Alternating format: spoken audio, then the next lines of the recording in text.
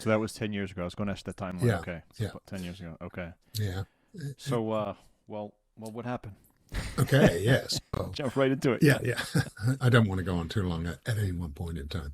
So I had been working with a very, as soon as I start telling this, your listeners will know what I'm talking about. But I did take on a female client, very seductive, very, borderline personality, very manipulative.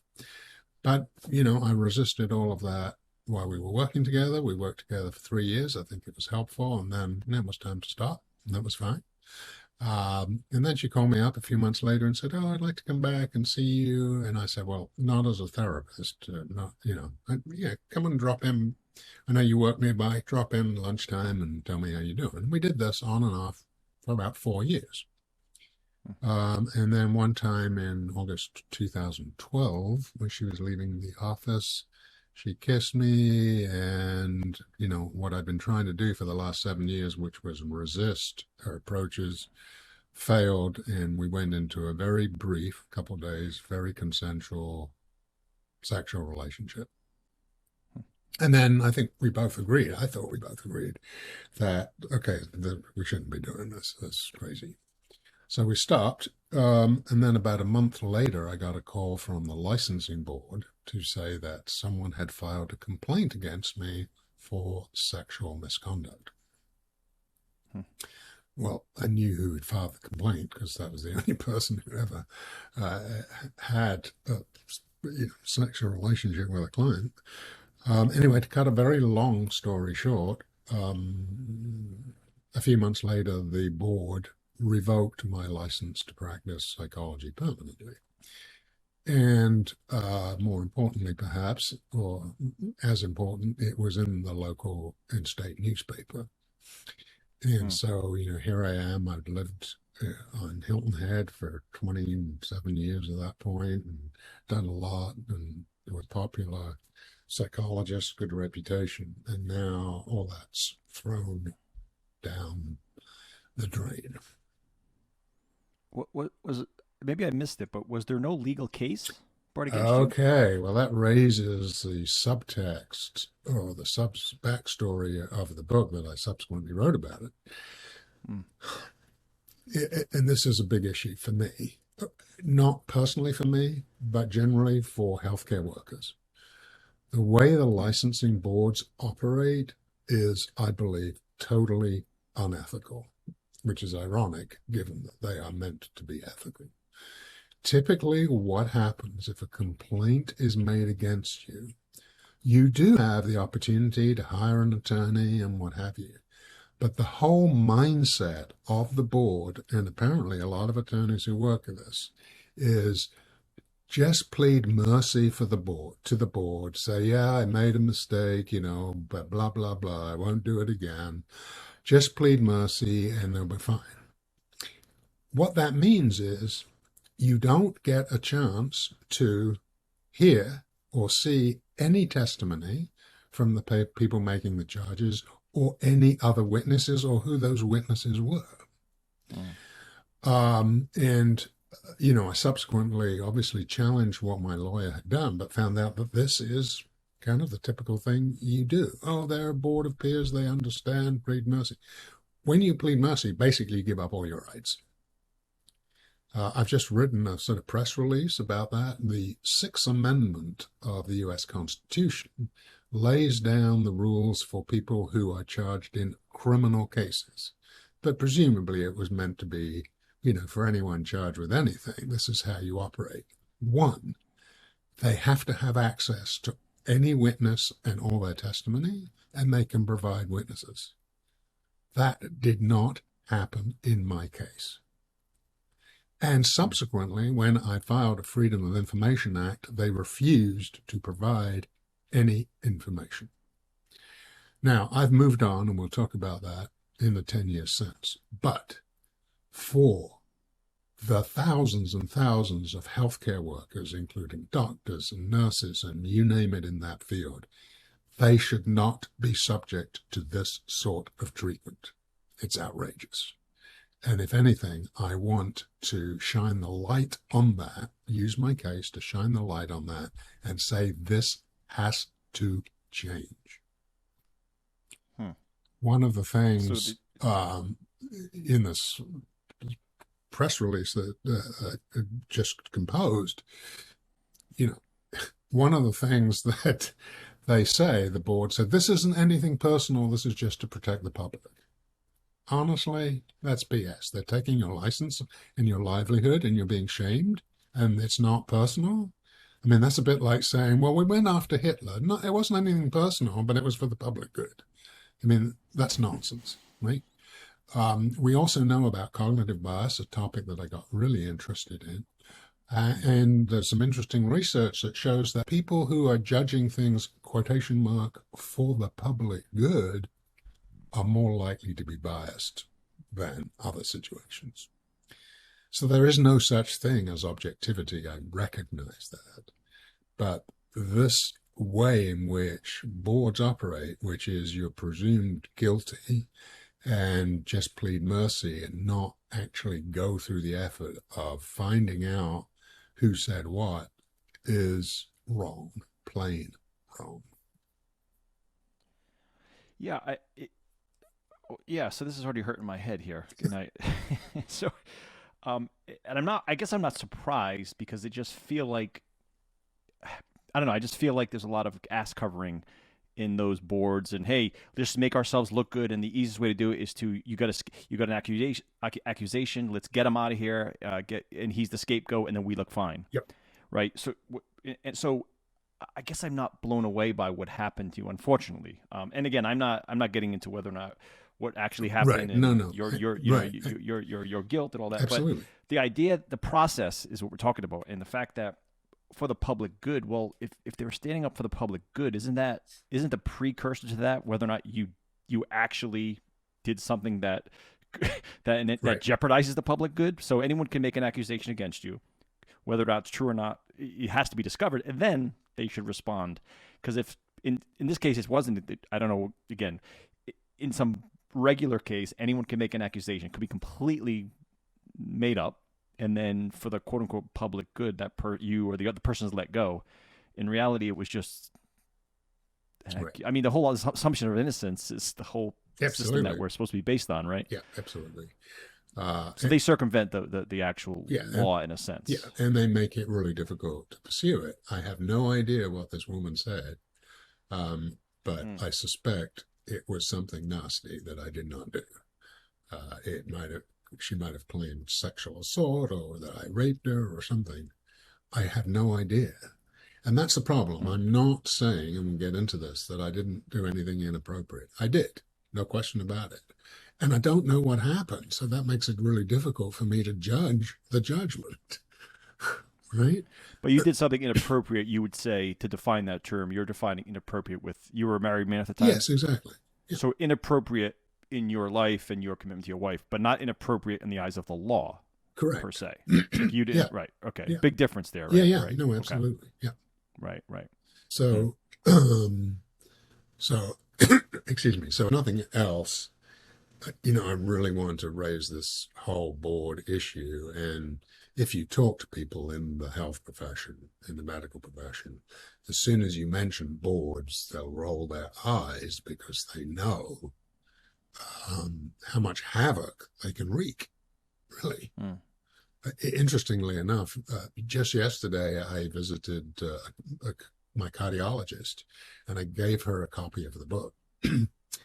And she started to tell me all the things that had happened to her, people that, for whatever reason, she rubbed the wrong way or what have you. They all started making complaints against her, and she spent months and a lot of money defending herself and justifying herself. But, and those boards have you, they have you, right? I mean, they can revoke your license. They can revoke your license. Evaporate your livelihood. Yep. Yeah. And of course, once that gets out in the news, which it does, then you're into the shame, guilt, humiliation. How am I ever going to get a job? No one's going to employ me, sort of situation. and it's devastating, potentially devastating. Yeah, and I want to get to that redemption side because that's a big part of your story here, which I think is incredible. Even before that, though, I mean, were you able to take like civil action against the board? Is that like, hey, defamation of character? Or is there? I don't know the law. I'm making up these terms, but is there anything looking like back now and knowing what I know now, maybe I could have done that. I think it probably would have been difficult. But expensive? Well, yeah, certainly very expensive. Yeah. At a time when you just lost your job and your livelihood, Yeah. shelling out, thousands and thousands of dollars for a questionable legal case. I originally thought of filing an appeal, but the appeal process really wasn't terribly encouraging. You couldn't introduce new evidence. And I did hire a lawyer briefly, and after talking with him, I decided it was a waste of time. And also part of that was I got to move on with my life.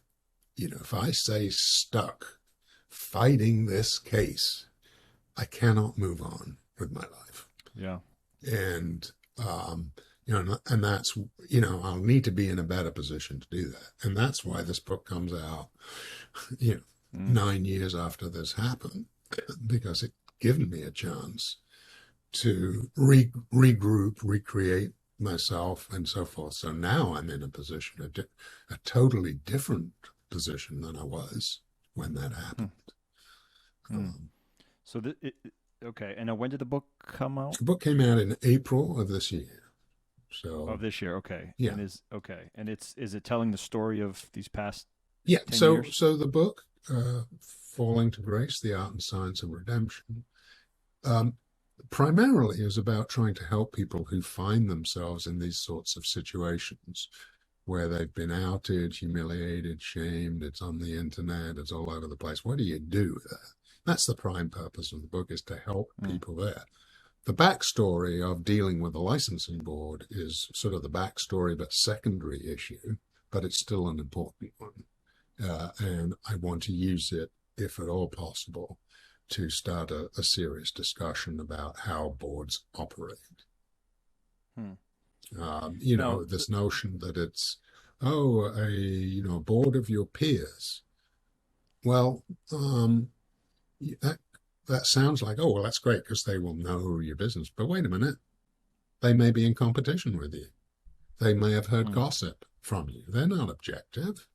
As I said in this release, if Anderson Cooper was pulled up before a committee and, Fox presenters, Tucker Carlson was on the committee, do you think that would be fair, or vice versa? Probably not, but they're a jury of his peers, right? So, I mean, that how it should operate, honestly, is in serious cases where there is a potential loss of license, there should be a hearing held by a judge. The board make their case, and the defendant makes his case before a judge. When you have an organization, a body that is judge, jury, prosecutor, forget it. You got no chance. It's a setup. It's literally the reason we have our justice system in the country. Yeah, exactly. There's a jury selection process, which in your case, there is no selection. It's just that's the body that was there, and those are, quote unquote, your peers. So it seems like everything that we have in our system, our legal system in this country, is not in place when it's you versus the board of directors. Right, so right. And the ethics board at that time, I think there were 5 women, 6 women and 2 guys. Do you think men and women see a situation like this the same? No, impossible. Impossible. It's impossible. Right. So yeah. Although nowadays, I won't get into that, but the answer is no. They will not, just based on actual facts and reality. Quite. Yeah. So. Now the journey of the book. So again, I'll paraphrase what I just gleaned from the synopsis of the book. You're in the darkest place ever. And then your rise to redemption. I mean, you say falling to grace, which I think it's an interesting phrase. Falling to grace, which is neat. So, So, yeah, summarize I mean, it must have been an incredible 10 years, Yeah, ups, highs, lows, enlightenment, and sure. interesting you were, and I'll let you just kind of respond in a second, but like you were Jewish and you converted to Catholicism. Correct. That's an Yeah, interesting, yeah, okay, yeah. I interesting. mean, So faith was a big part of your journey. yes, a part of it, certainly, for sure. Yes. Mm, Um, I was raised in a Jewish family and went through all the rituals. It's fine, and I certainly have a strong connection with Jewish heritage. But spiritually, it didn't quite reach me, and that may have been because I was born into it, and mm, and it was just something that you accepted, and that was fine. Actually, interestingly enough, when I went to university, I got more and more interested in Buddhism, um, mm, uh, for not just its ethic, but what it said about consciousness, which I thought was absolutely right. And you certainly can see Buddhism as a non-theistic discipline. It doesn't have to be related in any way to a particular mm, religion and spirit. So I was really into that. I married my wife, um, and she was a Catholic. And because I wasn't committed um, to Judaism, I said, that's fine. I'll go to church with you. That's fine. If when we raise kids, we'll raise them Catholic. I don't really have a problem with that, but I'm not going to convert. And so I got mm, involved in the church and all of this. When this came up, obviously the most important one, uh, challenge was, how is my wife going to deal with this? Because mm-hmm. I'm telling her not just that I cheat on her, but I've lost my job, my income. It's pretty devastating. Mm, And understandably, she was angry at first, but eventually was able to, in a relatively short space of time, forgive me. And we were able to move on together, probably stronger in our relationship than ever.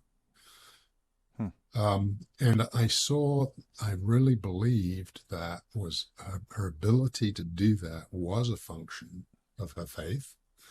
And that really impressed me. And down at this deep bottom, I thought, you know what? If I'm going to have a relationship with God, it really needs to be on his terms, not mine. And mm. so I decided to convert to Catholicism, which was a great spiritual step and a big help for me. When people say, oh, well, what religion you are, I say, well, I'm sort of Catholic, Jewish, Buddhist. There's a lot of overlap between those faiths or disciplines, however you want to look at it. Some major differences as well. Yeah, some major differences. Some would argue the critical one, there's a critical difference there that yeah, but yeah, we definitely get into that. Who's Jesus Christ versus, a guy, some dude versus the Savior. It's a big difference, but yeah. No, but absolutely. you found strength from all three, it sounds like. Yeah, I think so. And joining the Catholic Church was important to me. And that was demonstrated not long after that actually happened before the board judgment, 2 or 3 weeks before the board judgment. Then the board judgment came out, then it was in the newspaper on a Friday. So the first social outing I had to do when this had been front page news was to go to church. And I was so apprehensive about how people would view me. They would judge me, they'd walk the other way, they would whatever. And actually, that's not what happened. The reverse happened. People came up to me, said, I know who you are, I support you, keep your head up, and it was amazing. It was mind-blowing, actually. And, here I was thinking, well, I've been in this chokehold of despair and depression, and, you know, being able to smile wasn't even on my radar. But, this love and support that I got from the people there was mind-blowing. And that's what you need, because when you are in a situation like this, you do feel and you do think, probably unreasonably, that A, everyone knows, and they don't. B, everyone now hates you, and they don't. Right? And so to get confirmation of people saying, look, I know who you are, I, still care about you, I'm, supportive of you, is massive, Yeah. because you have dug this hole for yourself, and you think, that's it, nobody's ever going to relate to me. And having people relate to you positively is amazing. That's what you need. Mm. In the right way, Yeah. too. Now, you don't need, look, what I'm not saying, first of all, I cheated on my wife. Certainly, what I did was inappropriate, for sure. Did the board make the right decision? Honestly, I don't know, but because I don't have any evidence of what people said. So this isn't about me, I'm a poor victim. No, not at all. The first thing you have to do in a situation is accept it and accept your responsibility for it. And if you don't do that, you're stuck. You're stuck. And I know people in various other sort of similar situations who have spent years and thousands of dollars in their whole life trying to reverse what they saw was wrong. There's time for that. You got to get on with your life. And the key there for me was I saw a quote from Viktor Frankl, which was about meaning and purpose, and how your perception is the one thing that people cannot take away from you. I read that and I thought, okay, the question now is not what happened, is this fair, what have you. The question now is, what do I make of this? How do I make the best of this situation? If in 5 years' time this is the greatest thing that ever happened to me, what would I need to do? And that's, Right. I think the default setting for so many of us is denial. Every felon I ever talked to in clinical practice took that, oh, it was the judge's, my lawyer's fault, or my judge's fault, or the guy, that I robbed the bank with, it was his fault. Yeah, dude, but you walked into a bank with a gun, But, the default setting is not my fault. Yes, it is your fault. You have some responsibility. It doesn't mean everyone else is blameless and guilt-free. Unfairness is everywhere, but you cannot allow that to distract from your own acceptance and responsibility. Yeah.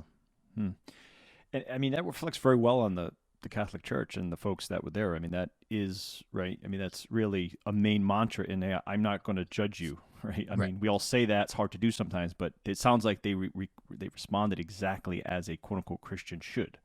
Yes, like, hey, they did. That's between you and God. You're on the upswing. I'm going to pray for you. All the things that you would think on paper would be exactly other good quote unquote Catholics should respond. So, and that must have brought, I mean, you entering the church there must have brought you and your wife closer, I would imagine. You're sharing her faith now more explicitly. So, yeah. And a son, we raised him as Catholic. So, he was. You raised, say again? And our son, who was raised as I thought you said we raised 10. I'm like, no. Kids? Your son, got it. And, one of the moments that I recount in the book that was, again, also so critical is my wife and I found out that this was going to be in the local newspaper. And my son at that time had graduated, just about graduated from college, or had graduated from college, was joining the Army, and had just gone down to Fort Benning in Georgia for his training. And we knew this was going to come out in the local paper, and we knew we had to be the first to tell him, not have him find out. Yeah. Somebody on Facebook telling him, "Oh, did you see?" So we told him. We're sitting around. We did a Zoom with him. My wife and I told him, and he said, "Mom, I'm so proud of you. Thank you, Dad. I know who you are. It doesn't matter." And which was amazing. And then he said, "Do you guys need any money?"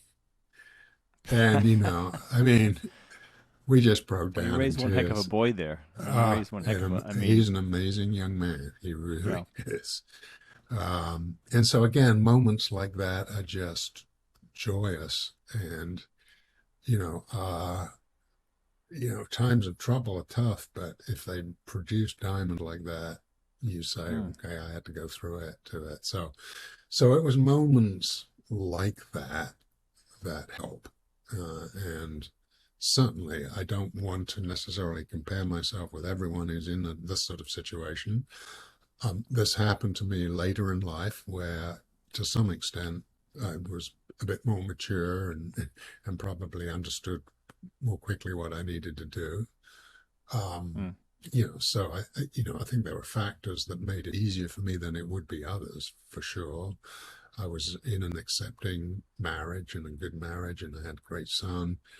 And so a lot of those extraneous factors were definitely positive, whereas for some people who didn't have them, then I certainly can imagine you're left on your own and you're in the dark. And as it was, I had some very dark moments. I mean, if someone's listening now, and perhaps there's wives right now listening, and there's, maybe this just happened to them. What would be your recommendation? I mean, obviously it sounds like your wife responded as idealistically as, and I'm sure you had a lot of ups and downs during that. I don't want to cast it. Hey, it was just perfect. She said, "All right, no problem. We'll work on it." I'm sure there was some crazy discussions. Yeah. I don't see any scars on you, so I don't think she threw a lamp at you. But, but what would you say to them? I mean, best practices if they're finding themselves. The best practice is, first of all, don't assume that everyone hates you, everyone knows about it. Don't assume that. Secondly, actually, that doesn't matter. What matters is your mindset moving forward.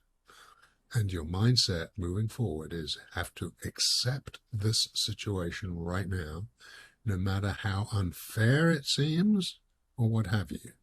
You have to accept this is where you're at right now. Maybe down the road you can, get some fairness or what have you.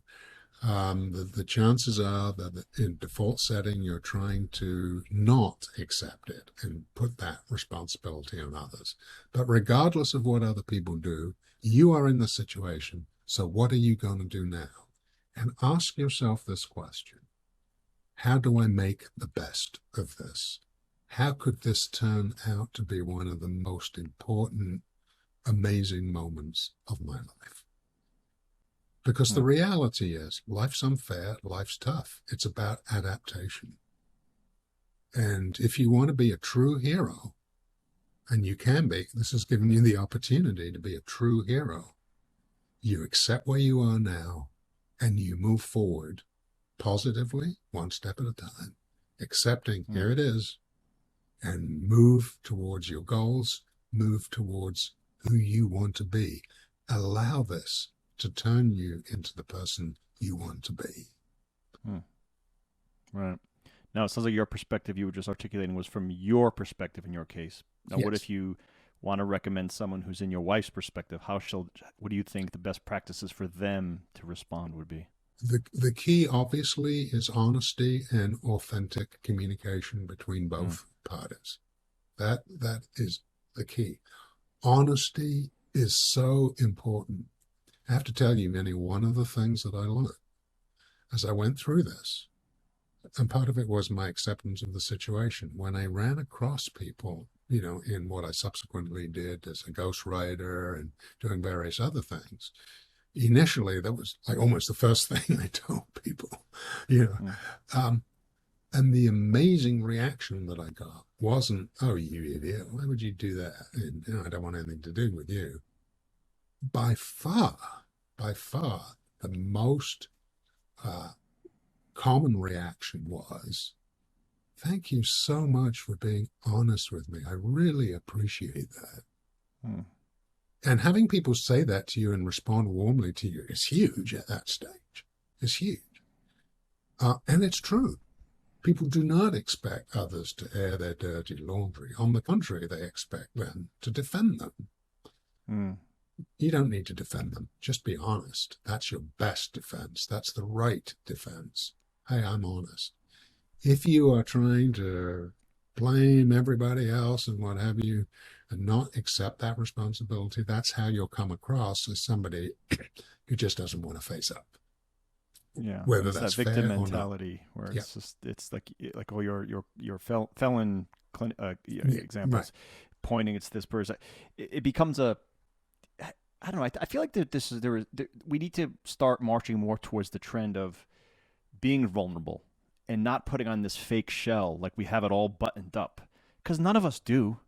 And with Facebook, and I call it the highlight reel, you're scrolling through Facebook and Instagram, and everyone's posting all the beautiful things that are happening to them. And then as soon as they hang up the phone, reality sets in, and their kid, and it could some of their lives are disasters. And I think, I don't know, I wish the more we can get past that to the point where just like, yeah, I suck here. I'm flawed. I'm flawed. I'm not good at this. My wife and I are having some horrible discussions. We're not the kid, and just be real. I think that brings people together. And I think your example of, because no one, and I feel like that's a good, I feel like with the migration away from like, buttoned up TV shows and more of this like podcasting, people are being more real and just talking.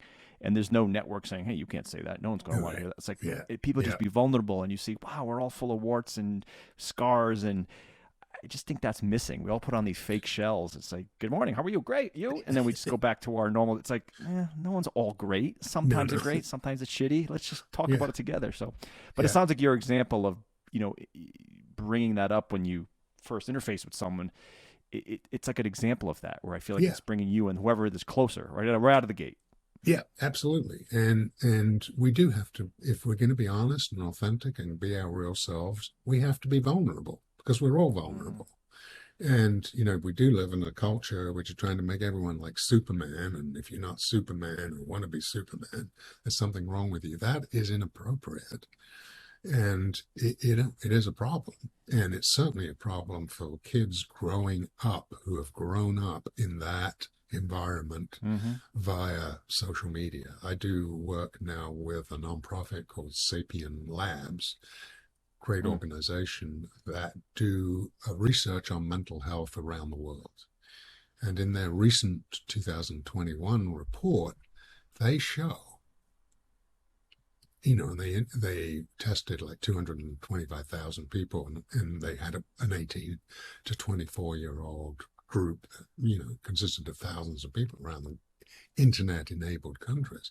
What they found was staggering, that 44%, almost half of 18 to 24-year-olds said they were distressed or very stressed over things that we call related to social self.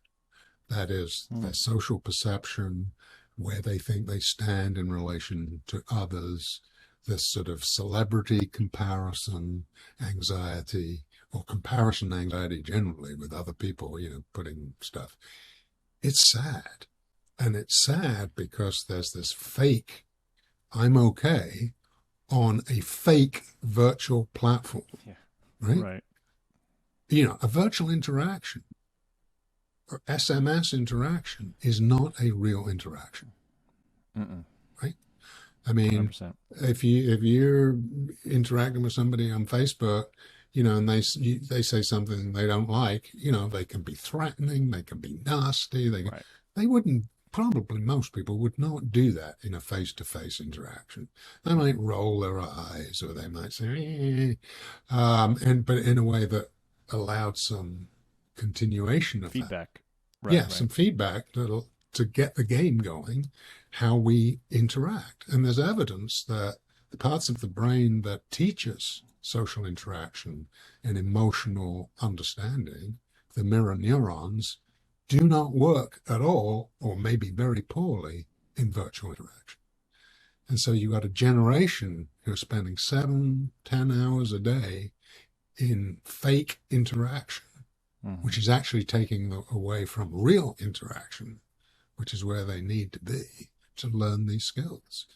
And so, we estimate that, a typical 18-year-old today has maybe the social skills of a 10-year-old in a pre-internet world. They're just not getting the training that you get from real interpersonal being on the playground and real. Yeah. I mean, it's in a, you sound like the old traditionalist when you say that, right? And I mean, I'm 40, what am I, 46, 5 now? I forget. Gosh. But it's like, I'm kind of, maybe I'm caught between the tech world and the old school world, right? So I'm kind of in this hybrid, but if you just zoom out, the neurons you just referred to, I don't know much about the brain, but I know there's neurons in there, and I know they didn't take 20 years to evolve, right? They took hundreds of thousands of years, and technology's been a thing for 20-ish, Facebook, whatever. So just based on that, you could say, oh, humanity, are not prepared to interact this way. We don't know how to do it. We don't.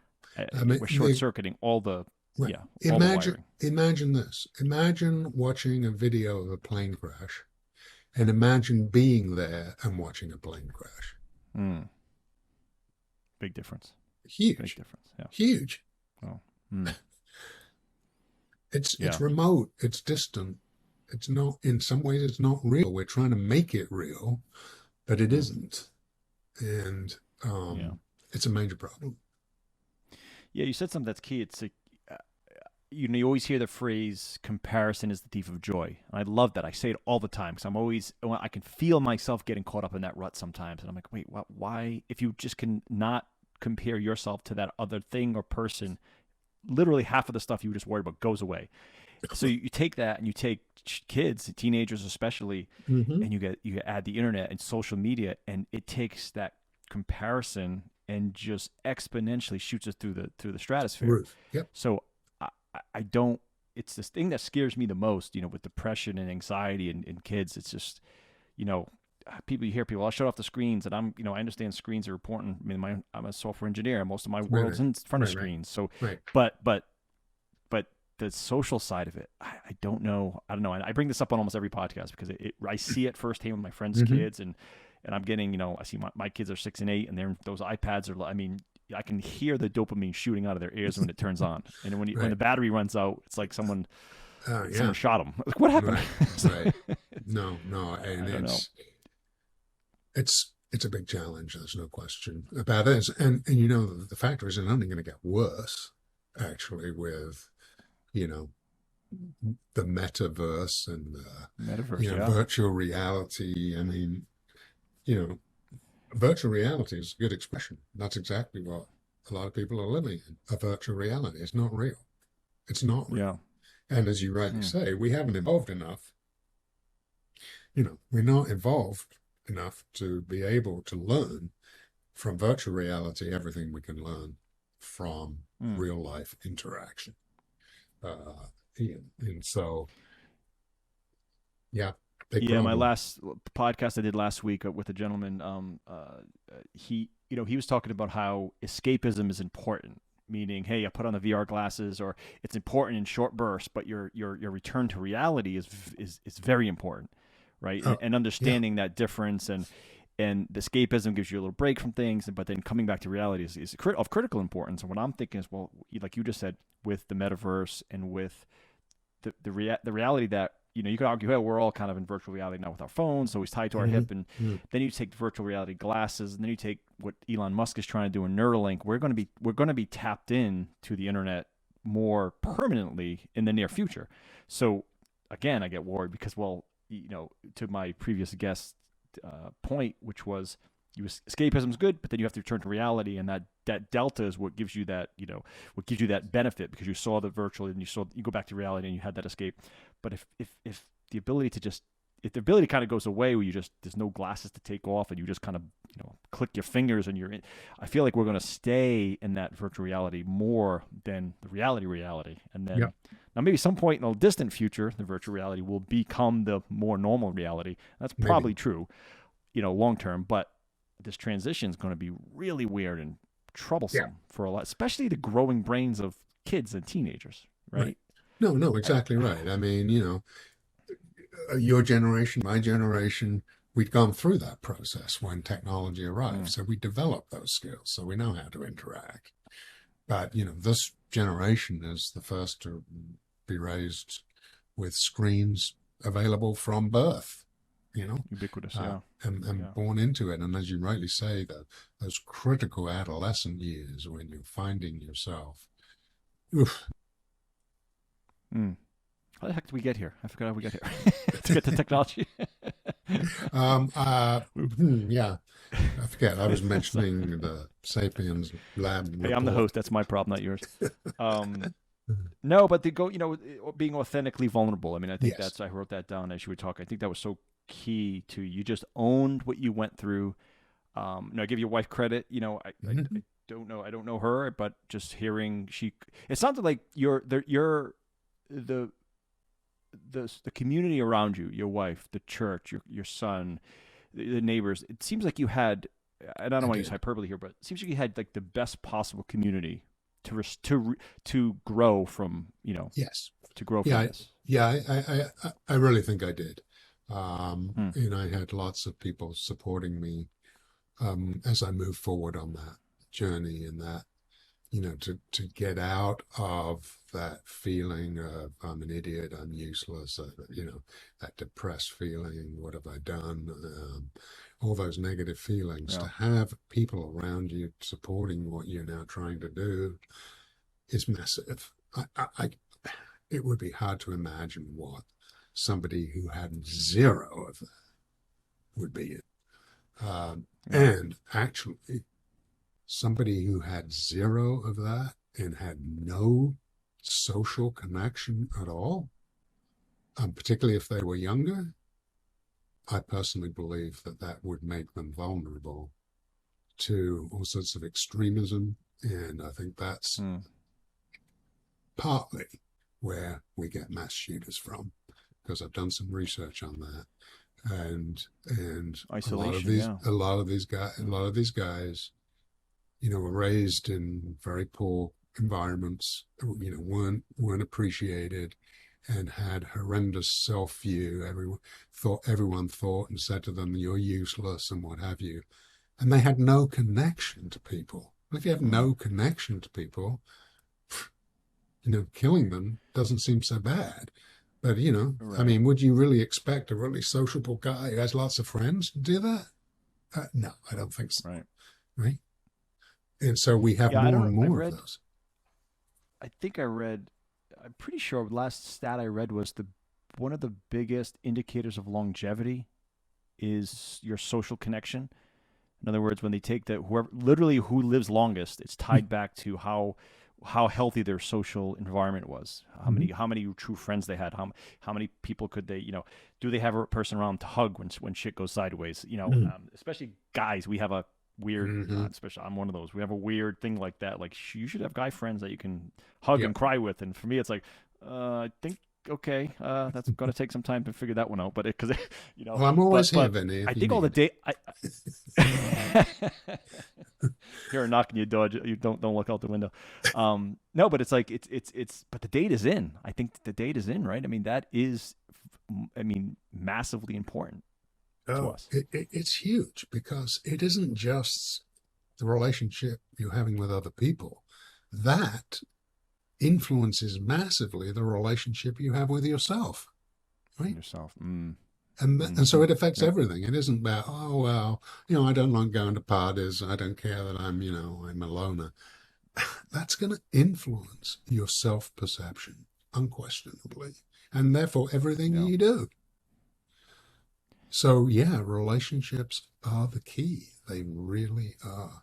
And, there's been books written by people who are looking after the dying, and what they regret. And one of them always is, I didn't invest more time in my relationships. My relationships were the most important thing, and I didn't realize it. No question. Yeah. And so it's so funny. We're human. We're terrible at so many things. Like the data's Yeah. in. I've had a million. I've had what? This is my 52nd podcast. I've said this on probably 35 of them. Mhm. More relationships. No one. If you go to the nursing homes, and you take the polls, it's always the same thing. So when data is ever that consistent, it's like that's a really good theory to follow that data. And Right. the regrets are never. I wish I worked more. I wish I missed more of my kids' events and Christmas mornings because I was working. Like it's none of that ever. It's always relationships. I wish I was more present with just I wish I Yep. chose quality time with the family over working. Like this there's Yeah. 5 to 8 basic tenets, hmm and you would think we would all just get it, but no, we don't really get it. Maybe cerebrally a lot of us get it, but in action, Yeah. Yeah. no. No, I think that's This is true. something Yeah. I'm trying to be better with now. Yeah, Yep. man. Yeah. And so the book itself, again, the title "Falling to Grace." What is it? "Falling to Grace." The The art. art and What's the title? science I'm of sorry. redemption. There it goes. Yeah. Now it's I looked at the highlights, and again, Yeah. disclosure, I haven't read it. You talk about you talk about some things that I took some notes here. What you must do to heal. I mean, we touched on some of them, but there's a book go through sort of. Yes. It sounds like it goes through like a. There's sort of a Pulls little an example through and what you checklist, should do. Yeah. examples, and a workbook that goes with it. So the first thing is Mm. acceptance. You have to accept it, otherwise you're not dealing with a realistic situation, so you can't get anywhere. So acceptance is key. You do need to find people who are going to support you. You do need to be honest and authentic, Mm. because when you're honest and authentic, people respond much better to you. You're showing your vulnerability, and people actually think of that as a strength that, Mm. hey, maybe a lot of people don't have. So I think those things are important. That honesty is key. And one of the things you'll find, if you're honest, if you're not wanting to be vulnerable and you're not wanting to be authentic, when you interact with people, what you're going to do is you're going to say, oh, I hope they don't know about this. Oh, I better not give anything away. I mean, that sort of anxiety comes in. When you're authentic and Mm. honest and say, hey, this is it, and you get that authentic feedback back, that cannot be beaten. That strategy cannot be beaten. And you will be stunned by the number of people who see that as a positive thing. What people are looking at, not just what you say, but who you are and how you're saying it. And if you say that in the right way, you're going to get a certain degree, quite a lot of respect. And also, it means you've come to terms with it. And hey, you know, in a sense, you don't really care what people respond. They may say, well, thanks, that was a stupid thing to do. And, I really don't want anything to do with you. Oh, thank you for telling me. It's great. It doesn't make a difference to me. And in the book, there's a great story, if I can recount it, on this journey. So after I've decided what am I going to do with this, I had enjoyed writing during my career. And fortunately, at the time, there were beginning of a number of sites, freelance sites, connecting people looking for ghostwriters and writers. So I started joining them.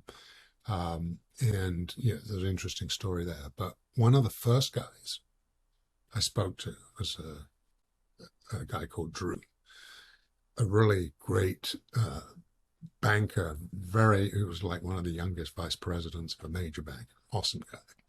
So I'd applied for his job, I hadn't heard, and then like 3 weeks later I get a call from him. Oh, this is cool. And so we talk about it, and then I say, okay, Drew, this is great, I'd love to help you. However, I do need to tell you this one thing. So I told him my story, and there was a silence. And then he said, their loss, my gain. I could have reached through the phone and hugged that guy. Yeah. Unfortunately, there were technical difficulties doing that, so we just Yeah. agreed to go on. Now, what's interesting even more about that story is, it's a story in business, amazing guy. After a couple of weeks, he told me that he actually had been diagnosed with ALS, Lou Gehrig's disease. Lou Gehrig's. But he sounded pretty good. So, but as we worked on this book, we were having weekly calls and stuff like this. He was getting weaker and weaker. In fact, one time we were Skyping from it. He was Skyping me from his hospital bed. Oh. And then his wife gets on the phone or calls me and says, we need to get this done like ASAP. So scramble around for 2 or 3 weeks, make sure we get it done. Man, the book's done. Great. He gets on the Skype call and doesn't look good and says, thank you so much. You're on our team, amazing. But he died the next day. Wow. And just to be part of that, I mean, it's just like, hey, if I wouldn't have gone through this, if I wouldn't have lost my license, I'd never helped this guy. I would never have known this guy. I would never have had this experience. Oh my God. And it was so amazing. Here I was, I'm able to help some guy, leave his legacy to his kids. It was phenomenal. And so, it was, hey, just because I don't have a psychology license doesn't mean I can't do good. I can't help people. This just proves it. And that was a big moment,